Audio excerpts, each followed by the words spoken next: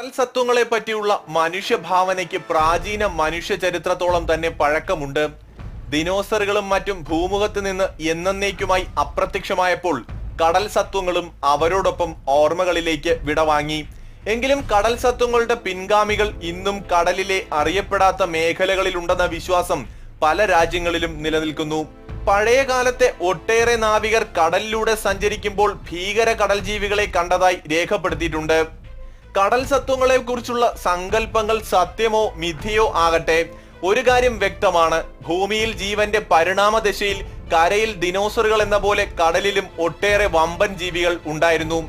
കരയിൽ ഭക്ഷണം ദുർലഭമായപ്പോൾ അത് സുലഭമായി കിട്ടിയ കടലിലേക്ക് ഇറങ്ങി വന്ന് അവിടം താവളമാക്കിയ ഉരകങ്ങളായിരുന്നു യഥാർത്ഥത്തിൽ കടൽ സത്വങ്ങളുടെ പൂർവികർ.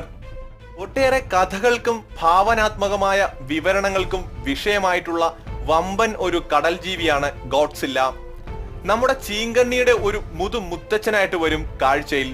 ശരീരത്തിന് ഇരുവശത്തും കാലുകൾക്ക് പകരം പരന്ന പങ്കായം പോലെയുള്ള കൈകൾ, വാൽഭാഗത്ത് പ്രത്യേക രീതിയിൽ രൂപപ്പെട്ടിട്ടുള്ള ദിശാനിയന്ത്രണ ശേഷിയുള്ള ചിറകുകൾ, ഭീമാകാരമായ തല കണ്ടാൽ ദിനോസറുകളുടേത് പോലെ തന്നെ. മാംസഭോജിയായ ഈ ഭീമന്റെ വായിൽ 8 ഇഞ്ച് നീളത്തിൽ ഏറെയുള്ള കൂർത്തുമൂർത്ത പല്ലുകളാണ് ഉള്ളത്. കൊതിയനായ ഗോഡ്സില്ലയ്ക്ക് സഹജീവികൾ തന്നെയായിരുന്നു ഇഷ്ടഭോജ്യം.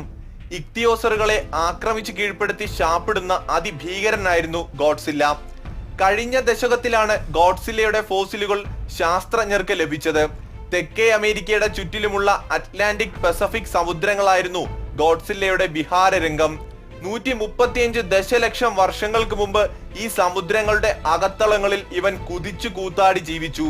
കടലിൽ ചത്തൊടുങ്ങുന്ന മറ്റു ജീവികളെ എന്ന പോലെ ഇക്തിയോസറുകൾ ഉൾപ്പെടെയുള്ള ഭീമന്മാരെയും പിടികൂടാനുള്ള കരുത്തും വലിപ്പവും ഗോഡ്സില്ലയുടെ കടലിലെ സർവാധിപത്യത്തിന് സഹായിച്ചു.